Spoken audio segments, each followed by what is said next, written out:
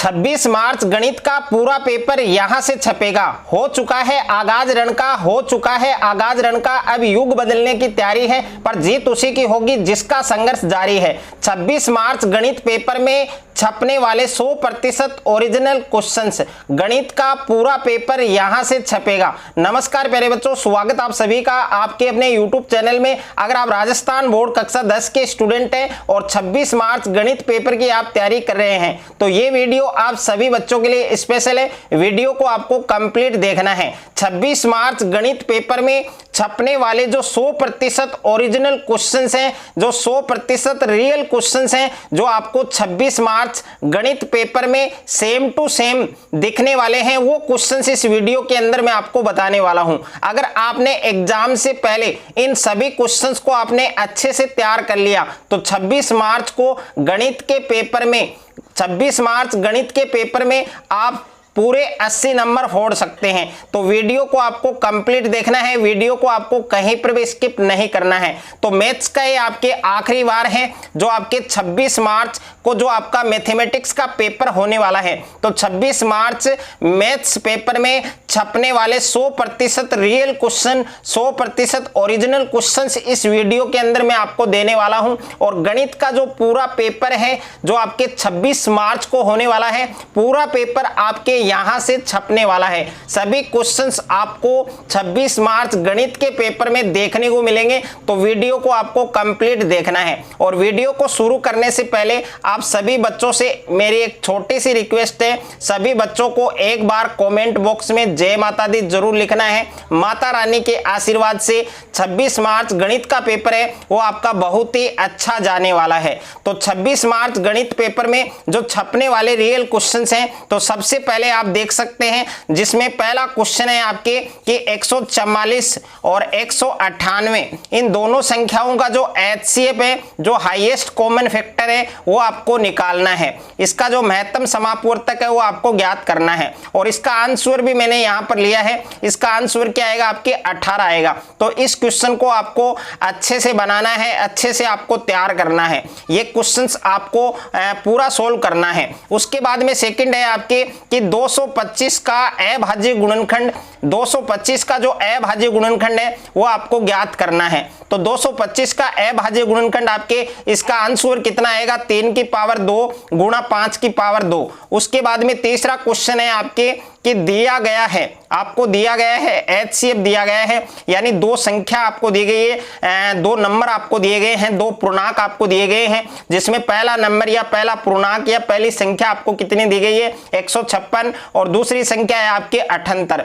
अब इन दोनों नंबर्स का, इन दोनों संख्याओं का जो HCF है वो कितना दे रखा है 78 दे रखा है। आपको क्या फाइंड करना है LCM फाइंड करना है। तो इसका LCM क्या आएगा आपके 156 आएगा, यानी 156 इसका आंसर आएगा। बट ये आपको सोल्व करना है। ओके, उसके बाद में नेक्स्ट है आपके कि एक अभाज्य संख्या, एक अभाज्य संख्या के कुल गुणनखंडों की जो संख्या है वो कितनी होती है 2 होती है। ये वाला क्वेश्चन आपके सीधा छपने वाला है पेपर में 26 मार्च गणित के पेपर में। एक अभाज्य संख्या यानी एक प्राइम नंबर के अंदर जो कुल फैक्टराइज हैं, कुल फैक्टराइज है उनके नंबर कितनी होगी। तो एक अभाज्य संख्या के कुल गुणनखंडों की जो संख्या है, जो कुल गुणनखंडों की जो संख्या है वो कितनी होगी आपके 2 होगी। इसको आपको अच्छे से याद रखना है। उसके बाद में देखिए यहाँ पर पाई का जो मान है, पाई का मान क्या होता है 22/7। अगर आपको पूछे पाई का मान 22/7 कौन सी संख्या है तो एक परिमेय संख्या है। पाई का जो मान है वो पाई का मान कितना होता है 22/7। ये कौन सी संख्या है, एक परिमेय संख्या है, एक रेशनल नंबर है। जबकि पाई क्या है, जबकि पाई क्या है एक इर्रेशनल नंबर है, एक अपरिमेय संख्या है। तो ये भी आपको अच्छे से याद रखना है। उसके बाद में नेक्स्ट है आपके कि रेखिक बहुपद। तो रेखिक बहुपद है उसमें शून्यकों की जो संख्या है यानी नंबर ऑफ जीरोज। तो रेखिक बहुपद है उसमें नंबर ऑफ जीरोज कितने हैं आपके, शून्यकों की जो संख्या है वो कितनी है 1। ये भी आपको याद रखना है। और उसके बाद में है द्विघात बहुपद। तो द्विघात बहुपद है उसमें शून्यकों की जो संख्या है यानी द्विघात बहुपद में नंबर ऑफ जीरोज या फिर शून्यकों की जो संख्या है वो कितनी होती है 2 होती है। ये भी आपको अच्छे से याद रखना है। उसके बाद में है त्रिघात बहुपद। तो त्रिघात बहुपद है उसमें शून्यकों की जो संख्या है वो कितनी होती है, 3 होती है। त्रिघात बहुपद में शून्यकों की जो संख्या है वो कितनी होती है, 3 होती है। उसके बाद में नेक्स्ट है आपके जो द्विघात बहुपद है, द्विघात बहुपद है आपके x स्क्वायर माइनस 6x। इसमें आपको शून्यकों का जो गुणनफल है यानी प्रोडक्ट ऑफ जीरोज ये आपको फाइंड करना है। तो द्विघात बहुपद आपको दे रखा है x स्क्वायर माइनस 6x, इसमें आपको शून्यकों का गुणनफल ज्ञात करना है। तो इसमें शून्यकों का जो गुणनफल है वो कितना आएगा, 0 आएगा। ओके, उसके बाद में देखिए इसको सोल्व करना है, पूरा क्वेश्चन है, पूरे तरीके से आपको सोल्व करना है। बट मैंने यहाँ पर आंसर इसलिए लिखा है ताकि आपको पता चल सके कि इस क्वेश्चन का आंसर क्या होगा, आपके 0 होगा। ओके, अगर किसी भी क्वेश्चन में आपको डाउट है तो वो आप कमेंट कर सकते हैं, या मैंने टेलीग्राम चैनल का लिंक वो डिस्क्रिप्शन में दे रखा है, तो टेलीग्राम चैनल आप जरूर ज्वाइन करें। उसके बाद में नेक्स्ट है आपके द्विघात बहुपद। आपको द्विघात बहुपद दे रखा है x square plus 3x plus k। इसका एक शून्यक आपको कितना दे रखा है, 2 दे रखा है। ओके, इसका एक शून्यक आपको दे रखा है 2। आपको k का मान ज्ञात करना है। मैंने साइंस से पहले एसएसटी पेपर और साइंस पेपर से पहले भी फर्स्ट डेज पहले मैंने ऐसा ही एक वीडियो मैंने अपलोड किया था। और साइंस की मैं बात करूं तो 21 प्लस क्वेश्चंस हैं, वो सेम टू सेम मैच हुए थे। आप प्रूफ देख सकते हैं, अभी भी वो आपको वीडियो है वो मिल जाएगा। तो देखिए द्विघात बहुपद है x square plus 3x plus k। इसका एक शून्यक आपको दे रखा है, एक जीरोज आपको दे रखा है 2। आपको k का मान फाइंड करना है। तो इसमें k का मान कितना आएगा, माइनस का 10 आएगा। बट इस पूरे क्वेश्चन को आपको सोल्व करना है, अच्छे से तरीके से आपको सोल्व करना है कि जहां पर k है, जहां पर सॉरी x है, वहां पर आपको क्या रखना है, 2 रखना है। इक्वल में क्या रखोगे, इस द्विघात बहुपद के 0 रखोगे तो आपके पास k की जो वैल्यू है वो कितनी आएगी, माइनस का 10 आएगा। उसके बाद में नेक्स्ट है आपके यहाँ पर आपको दे रखा है एल्फा और बीटा। एल्फा और बीटा बहुपद x square plus 2x plus k। इसके शून्यक दे रखे हैं, इसके जीरोज दे रखे हैं। तो आपको 1 प्लस एल्फा और प्लस 1 अपॉन बीटा, इसका मान आपको फाइंड करना है। तो इसका मान कितना आएगा, आपके माइनस का 2 आएगा। उसके बाद में नेक्स्ट दे रखा है आपको एक बहुपद दे रखा है 3x square plus 8x plus k का एक शून्यक है, वो दूसरे शून्यक का क्या है, व्युत्क्रम है। यहाँ पर अपोजिट है, यहाँ पर क्या है, उल्टा है। यानी एक शून्यक का वो दूसरे का क्या है, व्युत्क्रम है। तो आपको k का मान फाइंड करना है, यानी k का मान आपको बताना है। तो इसमें k का मान कितना आएगा, 3 आएगा। उसके बाद में नेक्स्ट है आपको बहुपद दे रखा है kx square plus 2x plus 3k के शून्यकों का जो योग है वो गुणनफल के क्या है, बराबर है। शून्यकों का योग है वो गुणनफल के बराबर है। तो आपको k का मान फाइंड करना है। यानी गणित का जो पेपर होने वाला है आपके 26 मार्च को, तो इसमें से काफी क्वेश्चंस ऐसे मिलेंगे आपको, सेम टू सेम मिलेंगे, नंबर भी चेंज नहीं होगा। ओके, और कुछ क्वेश्चंस हैं उनका जो कॉन्सेप्ट है वो सेम रहेगा, बट नंबर है वो आपके चेंज हो सकते हैं। बट आपको इन क्वेश्चंस को अच्छे से आपको तैयार करना है, अच्छे से आपको बनाना है। तो बहुपद kx square plus 2x plus 3k, इनके शून्यकों का जो योग है यानी सम ऑफ जीरोज, और उनका जो गुणनफल है, उनका जो प्रोडक्ट है वो आपस में क्या है, इक्वल है, बराबर है। तो आपको k का मान ज्ञात करना है। तो इसमें k का मान कितना आएगा, माइनस का 2/3 आएगा। उसके बाद में देखिए नेक्स्ट है नेक्स्ट आप देख सकते हैं कि a1 upon a2 and not equal b1 upon b2।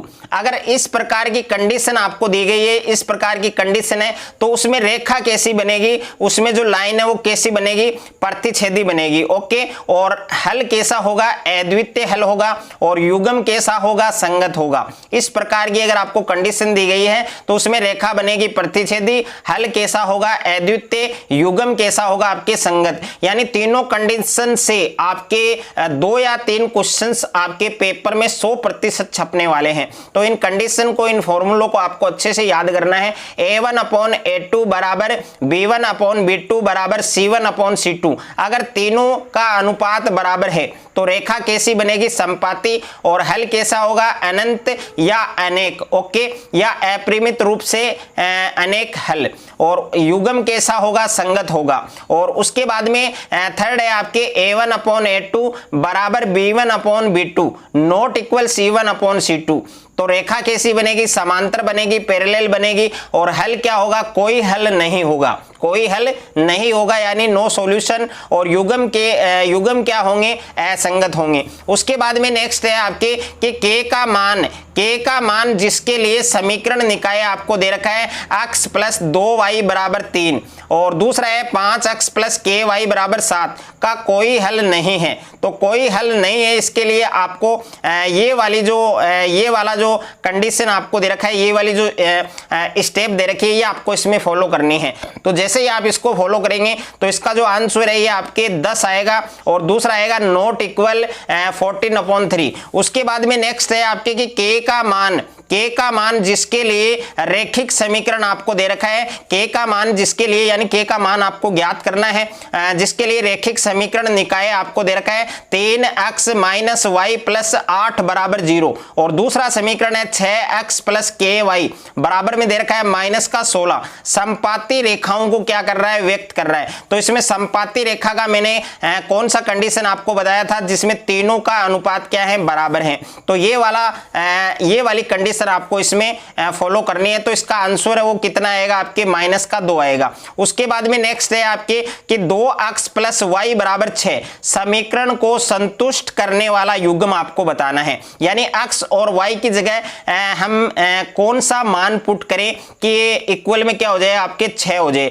तो देखिए x की जगह 2 रखेंगे तो ये आपके कितना बनेगा, 4, ओके। और प्लस में y की जगह भी हम क्या पुट कर देंगे, 2, तो ये टोटल कितना हो गया आपके 6। तो इस प्रकार से संतुष्ट करने वाला युग्म आपको बताना है, तो इसमें 2 और 2 हो जाएगा। उसके बाद में नेक्स्ट है आपके कि रैखिक समीकरण युग्म के हल है। तो यहां पर 2 समीकरण आपको दे रखे हैं, x प्लस y बराबर कितना दे रखा है, 4 और x माइनस y बराबर कितना दे रखा है, 2। इन दोनों समीकरण को आपको हल करना है। इसमें x और y का मान आपको फाइंड करना है। तो x का मान 3 आएगा, y का मान 1 आएगा। या तो आप विलोपन विधि से कर सकते हैं या फिर आप प्रतिस्थापन विधि से कर सकते हैं। दोनों में से किसी भी विधि से कर सकते हैं, क्योंकि इसमें विधि का नाम आपके नहीं दिया गया है, इसमें केवल आपको हल पूछा है। उसके बाद में नेक्स्ट है आपके एपी आपको दे रखा है 7, 4, 1 और माइनस का 2। इसका आपको 26वां पद ज्ञात करना है। तो 26वां पद कितना आएगा आपके, माइनस का 68 आएगा।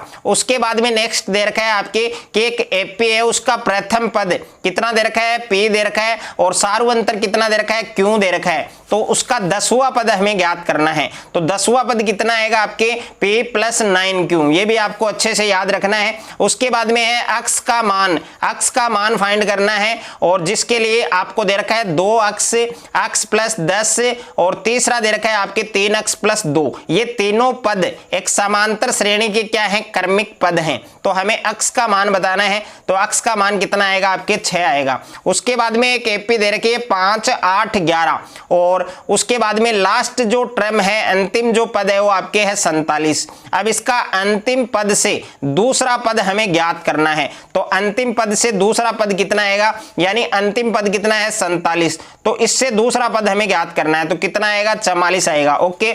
उसके बाद में देखिए नेक्स्ट है आपके समरूप आकृतियों को परिभाषित कीजिए। तो इसमें समरूप आकृतियां हैं, उनकी परिभाषा लिखनी है और इसके 2 या 3 एग्जाम्पल भी आपको याद करने हैं। और सर्वाक्षम आकृतियों की को परिभाषित कीजिए। तो इसमें सर्वाक्षम आकृतियां हैं, उनकी परिभाषा आपको याद करनी है। और उसके बाद में नेक्स्ट है कि समरूप आकृतियों के उदाहरण। तो समरूप आकृतियों के उदाहरण कौन कौन से हैं कि सभी वृत्त यानी ऑल सर्कल क्या होते हैं, समरूप होते हैं। और ऑल स्क्वायर यानी सभी वर्ग भी क्या होते हैं, समरूप होते हैं। और समबाहु त्रिभुज है वो भी आपके क्या होता है, समरूप होता है। उसके बाद में है आधारभूत आनुपातिकता प्रमेय है वो क्या है, इसकी परिभाषा आपसे पूछी जा सकती है। तो आधारभूत आनुपातिकता प्रमेय है, इसका कथन आपसे पूछा जा सकता है या परिभाषा पूछी जा सकती है, वो तो सेम ही है बट आपको याद करना है। उसके बाद में है समरूपता के गुणधर्म। तो समरूपता के गुणधर्म कौन कौन से हैं, एक तो है आपके ए, इसका मतलब है कोण कोण कोण कोण कोण कोण, ये कसौटी गुणधर्म है आपके। और दूसरा है आपके ए से मतलब है आपके एंगल, ओके। तो ये आपके कोण कोण गुणधर्म है। और इसके बारे में भी आपको याद करना है। और तीसरा है आपके SAS, एस का मतलब है साइड यानी भुजा, तो भुजा कोण भुजा, ये आपके तीसरा गुण धर्म है। तो तीनों गुण धर्मों के बारे में आपको अच्छे से याद करना है। उसके बाद में आपको एक डायग्राम दे रखा है, नीचे एक त्रिभुज दे रखा है, इस त्रिभुज में आपको DE समांतर दे रखा है BC। हमें दिया गया है AB बट्टे DB, AB बट्टे DB बराबर कितना दे रखा है 3/2, और AE का मान कितना दे रखा है 2.7 सेंटीमीटर। हमें इसी का मान ज्ञात करना है, तो इसी का मान कितना आएगा 1.8 आएगा। बट आपको पूरे कॉन्सेप्ट के साथ इस क्वेश्चन को बनाना है, अच्छे से आपको तैयार करना है। उसके बाद में देखिए नेक्स्ट दे रखा है आपको एक आकृति दी गई है, इस आकृति में DE किसके समांतर है BC के, और AD का मान दे रखा है x, और DB का मान दे रखा है x-2, और AE का मान दे रखा है x+2, हमें इसी का मान दे रखा है x-1। हमें x का मान ज्ञात करना है। ये आप डायग्राम देख सकते हैं, आंसर कितना आएगा, x का मान कितना आएगा 4 आएगा। उसके बाद में नेक्स्ट है कि दो समरूप त्रिभुजों के क्षेत्रफलों का अनुपात कितना दे रखा है 16:81 है। भुजाओं का अनुपात हमें ज्ञात करना है। तो देखिए हमें क्षेत्रफलों का अनुपात दिया गया है, भुजाओं का अनुपात हमें ज्ञात करना है। तो इन दोनों का क्या करेंगे, वर्गमूल लेंगे। तो 16 का वर्गमूल कितना आएगा 4 आएगा, और 81 का वर्गमूल कितना आएगा 9 आएगा। उसके बाद में नेक्स्ट है आपके इसका विपरीत है क्वेश्चन कि दो समरूप त्रिभुजों की भुजाओं का अनुपात, इसमें हमें भुजाओं का अनुपात दे रखा है 3:5। अब हमें क्षेत्रफलों का अनुपात ज्ञात करना है। तो देखिए भुजाओं का अनुपात अगर दिया गया है, आपको क्षेत्रफलों का अनुपात ज्ञात करना है, तो कुछ नहीं करना है, स्क्वायर करना है। तो 3 का स्क्वायर क्या होगा आपके 9 होगा, और 5 का स्क्वायर क्या होगा आपके 25। यह आपको याद रखना है। उसके बाद में है मूल बिंदु के निर्देशांक। तो मूल बिंदु के निर्देशांक क्या होते हैं आपके 0 0। और उसके बाद में नेक्स्ट है कि y अक्ष पर स्थित किसी बिंदु के निर्देशांक। तो y अक्ष पर स्थित किसी बिंदु के निर्देशांक अक्ष और 0 होते हैं, और y अक्ष पर स्थित किसी बिंदु के निर्देशांक क्या होते हैं 0 और y। और उसके बाद में नेक्स्ट है आपके कि बिंदु -3 और 5 में भुज और कोटि का मान आपको बताना है। तो भुज क्या होता है आपके, यानी यहाँ पर जो निर्देशांक आपको दिया गया है -3 और 5, इसमें पहला जो नंबर है ये इसको हम अक्ष कहते हैं, और दूसरा नंबर है आपके y। ओके, तो अक्ष को हम क्या कहते हैं भुज कहते हैं, और y को हम क्या कहते हैं कोटि। यानी इसमें भुज है वो कितना होगा -3 होगा, और कोटि का मान कितना होगा 5 होगा। उसके बाद में देखिए नेक्स्ट है आपके -5 और 4 की अक्ष से दूरी आपको बतानी है। तो देखिए अक्ष कौन सा है -5 है, तो अक्ष से दूरी क्या होती है आपकी कोटि होती है। यानी अक्ष से दूरी हमें ज्ञात करनी है, तो हमें कोटि का मान बताना है। ओके, यानी y का मान हमें लिखना है। अगर नेक्स्ट क्वेश्चन में आपको दिया गया है कि 3 और -2, हमें y अक्ष से दूरी ज्ञात करनी है। तो y अक्ष से दूरी क्या होती है आपकी भुज होती है। तो y अक्ष से दूरी क्या होती है भुज। तो इसमें भुज का मान क्या है आपके 3 है, तो इसका आंसर आपके 3 आएगा। उसके बाद में नेक्स्ट है आपके -2 और -3 किस चतुर्थांश का मतलब क्या है आपके क्वाड्रेंट, जिसको क्या कहते हैं पाद कहते हैं। यानी -2 और -3 किस चतुर्थांश में स्थित है। तो यहां पर देखिए मैंने ये ग्राफ बना रखा है, क्वाड्रेंट बना रखा है, इसमें 4 चतुर्थांश हैं आपके। ओके, ये आपके प्रथम है, और ये आपके द्वितीय है, और ये आपके तृतीय है, और ये आपके चतुर्थ है। तो प्रथम में कौन कौन से पॉइंट आएंगे जिसमें दोनों नंबर आपके प्लस के हों। ओके, दोनों नंबर प्लस के हों, जैसे 2 और 3, ये कौन से चतुर्थांश में आएगा आपके प्रथम में आएगा। उसके बाद में द्वितीय में कौन आएगा, जिसमें पहला नंबर माइनस का हो, जैसे -3, और दूसरा नंबर आपके प्लस का हो, जैसे 5। तो -3 और 5 कौन से चतुर्थांश में आएगा, तो ये आएगा आपके द्वितीय में। उसके बाद में तृतीय चतुर्थांश में कौन से आएंगे, जिसमें दोनों नंबर माइनस के हो, जैसे आपको क्वेश्चन में दिया गया है -2 और -3 कौन से चतुर्थांश में स्थित होगा, तीसरे में। ओके, और चतुर्थ में कौन आएगा, जिसमें पहला नंबर प्लस का दिया गया है और दूसरा नंबर माइनस का दिया गया है, जैसे 3 और -7, ये कौन से चतुर्थांश में स्थित होगा, फोर्थ में। ओके, तो इस प्रकार से आपको करना है। उसके बाद में नेक्स्ट है आपके बिंदु दे रखा है -3 और दूसरा दे रखा है आपके -3 और +3 को जोड़ने वाले रेखाखंड के मध्य बिंदु के निर्देशांक ज्ञात करने हैं। तो मध्य बिंदु के निर्देशांक ज्ञात करने का जो फार्मूला है आपके अक्ष बराबर x1 प्लस x2 बट्टे 2, इस सूत्र से आपको करना है। एक आपकी y1 प्लस y2 बट्टे 2। ओके, दोनों फॉर्मूलों से आपको मध्य बिंदु का जो निर्देशांक है वो आपको फाइंड करना है। तो इसका आंसर क्या आएगा आपके माइनस का 3 और 0 आएगा। उसके बाद में नेक्स्ट है आपके अगला क्वेश्चन है कि बिंदुओं माइनस का a और प्लस का a, और दूसरा है माइनस का a माइनस का a, इन दोनों के बीच की जो दूरी है, इन दोनों के पॉइंट के बीच की जो डिस्टेंस है वो हमें फाइंड करनी है। तो क्या आएगी आपके 2a इकाई आएगी। उसके बाद में नेक्स्ट है यदि बिंदुओं a के निर्देशांक 4 और p और b बिंदु के निर्देशांक दे रखे हैं आपको 1 और 0, इन दोनों बिंदुओं के बीच की जो दूरी है वो आपको क्वेश्चन में दी गई है 2 इकाई। ओके, हमें p का मान ज्ञात करना है। तो p का मान कितना आएगा बच्चों आपकी 4 आएगा। अच्छे से आपको ध्यान रखना है और इस क्वेश्चन को भी आपको पूरे कॉन्सेप्ट के साथ बनाना है। उसके बाद में अगला है आपके 2 tan 30 डिग्री और 1 प्लस tan स्क्वायर 30 डिग्री, इसका मान आपको ज्ञात करना है। और ये है आपके दूसरा कि 2 tan 30 डिग्री और अपॉन में 1 माइनस tan स्क्वायर 30 डिग्री।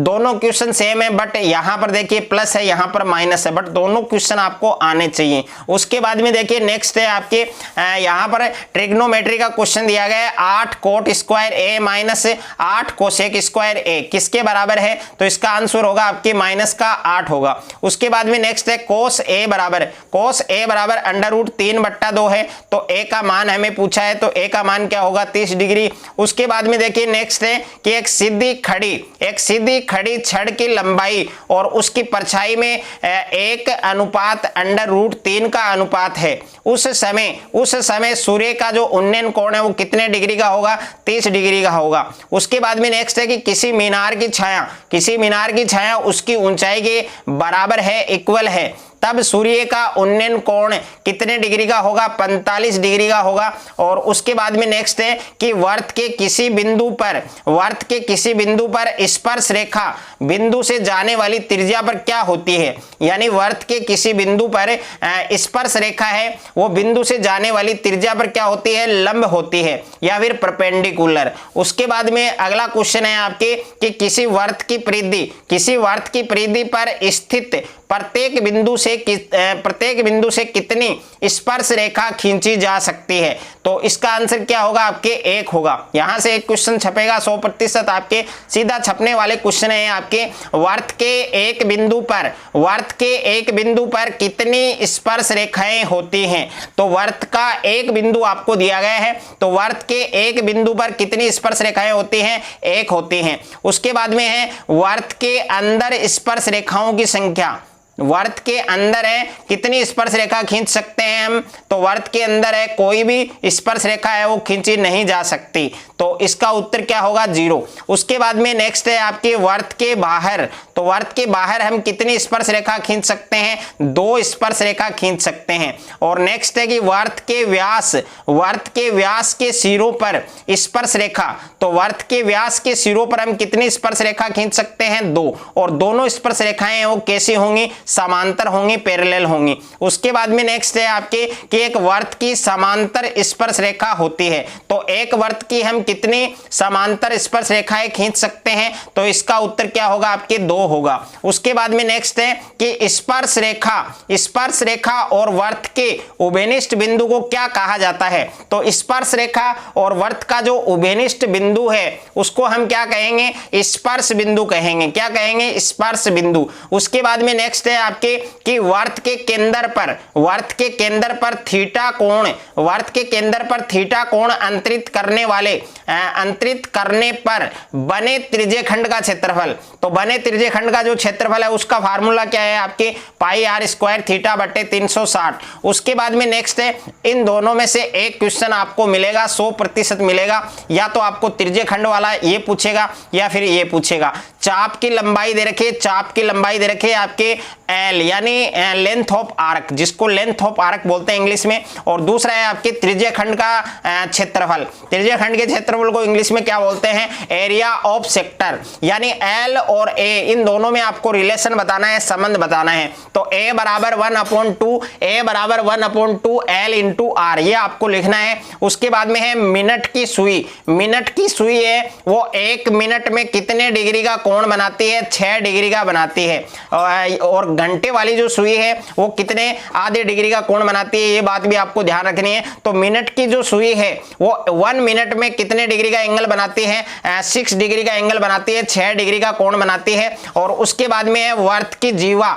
वर्त की जीवा है सॉरी यहां पर देखिए वर्त की सबसे बड़ी जीवा क्या कहलाती है, तो वर्त की सबसे बड़ी जीवा क्या कहलाती है, व्यास कहलाती है, जिसको इंग्लिश में क्या कहते हैं, डायमीटर। ओके, यानी वर्त की सबसे बड़ी जीवा क्या कहलाती है, व्यास कहलाती है। काफी बार ये क्वेश्चन रिपीट हो चुका है और 2025 की बोर्ड एग्जाम में यानी 26 मार्च गणित के पेपर में ये क्वेश्चन आपको फिर मिल सकता है कि वर्त की सबसे बड़ी जीवा क्या कहलाती है, व्यास कहलाती है। उसके बाद में नेक्स्ट है आपके कि 7 सेंटीमीटर त्रिज्या आपको दे रखी है और 7 सेंटीमीटर त्रिज्या वाले वृत्त का जो क्षेत्रफल है वो क्षेत्रफल है। और दूसरा है आपके परिधि यानी area of area and circumference आपको फाइंड करनी है, जिसमें रेडियस कितनी दे रखी है आपको सर्किल की, 7 सेंटीमीटर। उसके बाद में एक वर्त की परिधि आपको दे रखी है 88 सेंटीमीटर। एक वर्त की परिधि कितनी है, 88 सेंटीमीटर। हमें त्रिज्या ज्ञात करनी है कि उस वर्त की त्रिज्या कितनी होगी। उसके बाद में नेक्स्ट है कि एक वर्त का क्षेत्रफल, एक वर्त का क्षेत्रफल 154 सेंटीमीटर स्क्वायर है, तो त्रिज्या क्या होगी। तो ये वाला क्वेश्चन भी आपको फुल कॉन्सेप्ट के साथ सीखना है। उसके बाद में नेक्स्ट है आपके अगला दे रखा है आपके अर्धगोले का वक्र पृष्ठीय, यानी अर्धगोले का जो वक्र पृष्ठीय है, वक्र पृष्ठीय को इंग्लिश में क्या बोलते हैं, CSA। ओके, तो अर्धगोले का जो वक्र पृष्ठ है और जो संपूर्ण पृष्ठ है और जो आयतन है, तो इन तीनों के फॉर्मूले आप को अच्छे से याद रखने हैं। इसमें से एक का फॉर्मूला आपको जरूर पूछेगा, 100% पूछेगा। ओके, अर्धगोले का वक्र पृष्ठ, तो इसका फॉर्मूला क्या है, 2 पाई आर स्क्वायर। और अर्धगोले का संपूर्ण पृष्ठ क्या है, 3 पाई आर स्क्वायर। और अर्धगोले का आयतन क्या है, 2/3 पाई आर क्यूब। क्वेश्चन भी आएगा आपके। ओके, और फॉर्मूला भी आएगा। उसके बाद में है 12 पाई घन सेमी। 12 पाई घन सेमी आयतन वाले गोले की त्रिज्या आपको बतानी है। यानी एक गोला है, एक स्फीयर है जिसका आयतन है 12 पाई घन सेमी। हमें क्या करना है, हमें करना है गोले की त्रिज्या ज्ञात करनी है। उसके बाद में है आपके वेरी वेरी इंपॉर्टेंट है माध्य, माध्यक और बहुलक, यानी मीन, मोड, मीडियन। इन तीनों में क्या रिलेशन होता है, इन तीनों में क्या संबंध होता है आपके, 3 माध्यक बराबर बहुलक प्लस 2 गुणा माध्य, यह आपको याद रखना है, फॉर्मूला है आपके। उसके बाद में है वर्ग अंतराल आपको दे रखा है 30 से 35, इसका आपको वर्ग चिन्ह बताना है। तो वर्ग चिन्ह हम किस प्रकार से ज्ञात करते हैं कि जो वर्ग अंतराल दिया गया है उन दोनों को हम क्या करेंगे, ऐड करेंगे और आधा करेंगे। तो 30 और 35 कितना बनेगा, 65। और 65 को हम हाफ करेंगे, 2 से डिवाइड करेंगे तो यह आएगा आपके 32.5। उसके बाद में दे रखा है 6, 8, 9 अक्ष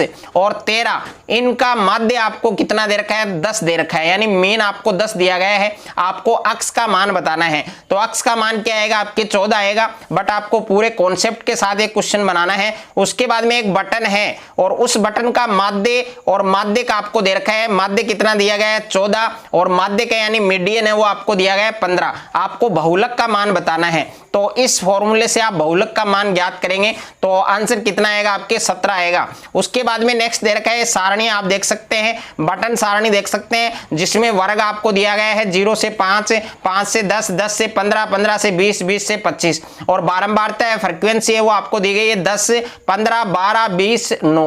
अब हमें ज्ञात क्या करना है, एक तो माध्यक वर्ग और एक बहुलक वर्ग, इन दोनों वर्ग की निम्न सीमाओं का जो योग है वो हमें ज्ञात करना है। तो निम्न सीमाओं का योग क्या आएगा आपके 25 आएगा।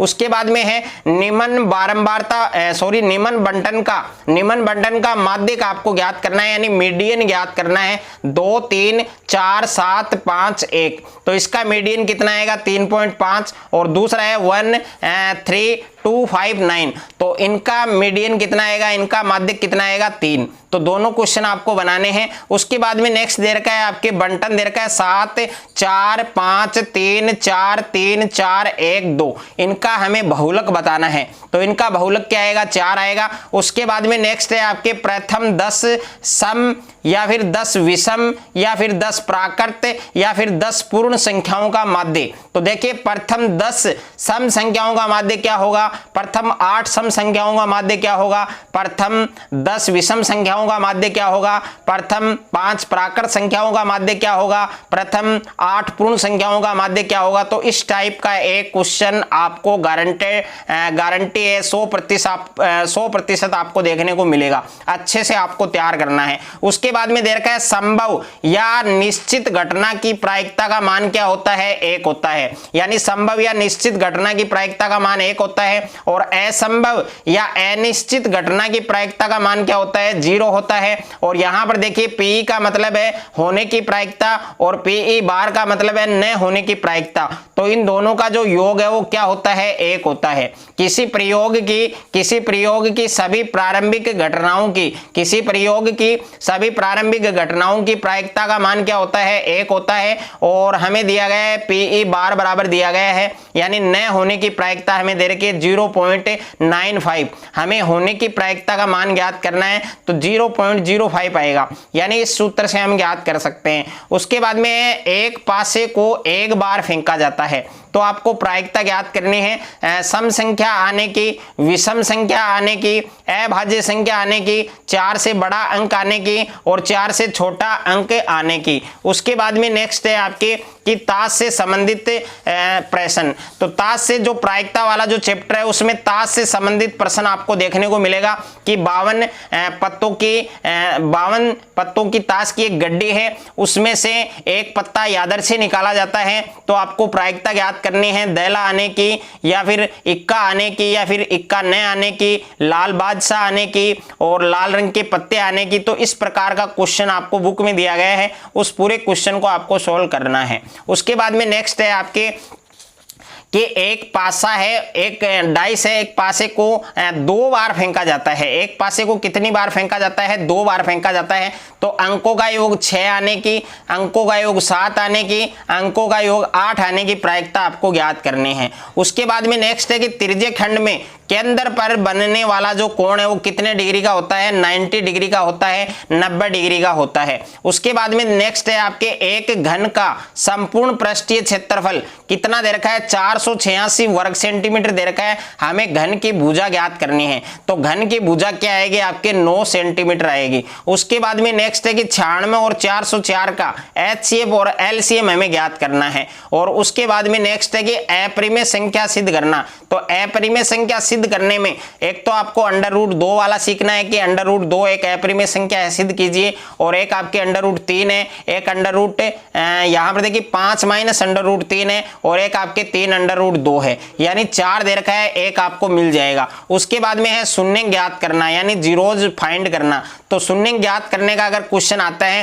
तो 2 बहुपद में आपको बता रहा हूं, वेरी वेरी इंपॉर्टेंट है, 6x square minus 3 minus 7x और दूसरा है x स्क्वायर माइनस 3, या फिर नंबर चेंज हो सकता है। बट इस टाइप का क्वेश्चंस आने की चैप्टर 2 में आपके 100% गारंटी है, यानी एक क्वेश्चन आपको मिल सकता है जिसमें शून्य का आपको पूछेगा। ओके, उसके बाद में बुक में साथ में देखिए जो आपके मैथमेटिक्स की बुक है वो आपको साथ में जरूर लेकर बैठना है। तो बुक में पेज नंबर आपको 52, पेज नंबर 52 में एक उदाहरण दे रखा है, आपके एग्जाम्पल दे रखा है 8 वाला, इसको टिक कर लेना। ये वाला क्वेश्चन आपको अच्छे से तैयार करना है। उसके बाद में बुक में पेज नंबर 51 में प्रश्न संख्या 3, 4, 5 ये तीनों क्वेश्चन आपको तैयार करने हैं। और उसके बाद में बुक में पेज नंबर दे रखा है आपके 54 और 54 नंबर पर जो पेज है 54 नंबर पेज है उसमें प्रश्न संख्या 1 दे रखा है और 1 में दूसरा क्वेश्चन आपको तैयार करना है। उसके बाद में प्रथम हजार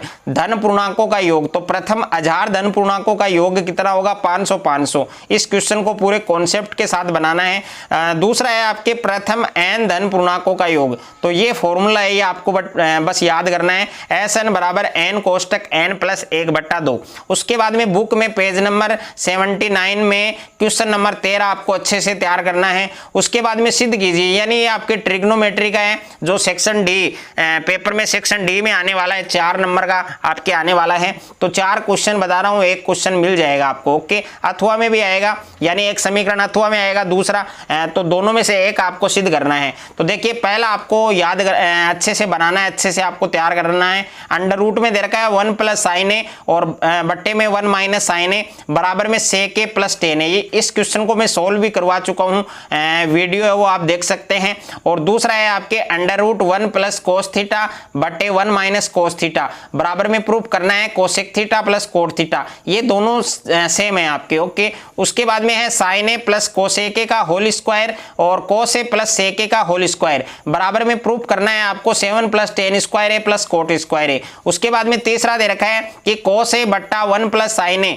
और प्लस 1 प्लस साइन ए बट्टा कोस ए, बराबर में आपको प्रूफ करना है 2 सेक ए। और 4 नंबर दे रखा है टेन थीटा बट्टे 1 minus cot theta plus cot theta बट्टे 1 माइनस टेन थीटा, बराबर में प्रूफ करना है आपको 1 plus sec theta into cosec theta. तो 4 बताए हैं, 4 में से एक आपको 100% मिलेगा, गारंटी के साथ मैं आपको बता रहा हूं, 4 में से एक आपको मिलेगा, 4 नंबर आप पक्का कर सकते हैं। उसके बाद में देखिए पेज नंबर बुक में पेज नंबर 238, यानी पेज नंबर 238 में क्वेश्चन नंबर 14 और 15 दोनों को तैयार करना है। और पेज नंबर 173 में एग्जाम्पल दिया गया है, उदाहरण दिया गया है 1, यह आपको तैयार करना है। और प्रश्नावली 11.1 यानी जो आपके एक्सरसाइज 11.1 है उसमें आपको क्वेश्चन नंबर 4, 5 और 7 तीनों क्वेश्चन बनाने हैं, अच्छे से तैयार करने हैं।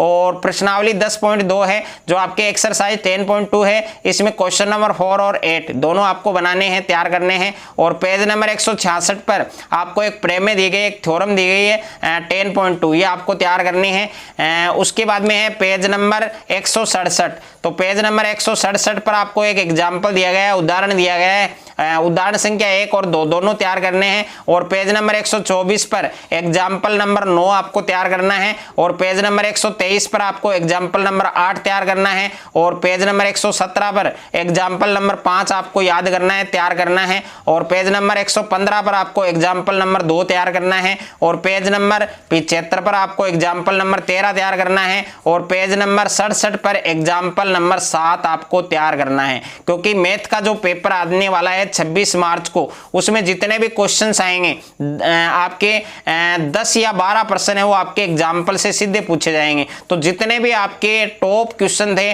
वो सारे क्वेश्चन मैंने इस वीडियो के अंदर आपको बताए हैं। अगर आप इन क्वेश्चंस को अच्छे से तैयार कर लेते हैं तो 26 मार्च गणित के पेपर में पूरे 80 मार्क्स हैं वो आप आराम से फोड़ सकते हैं।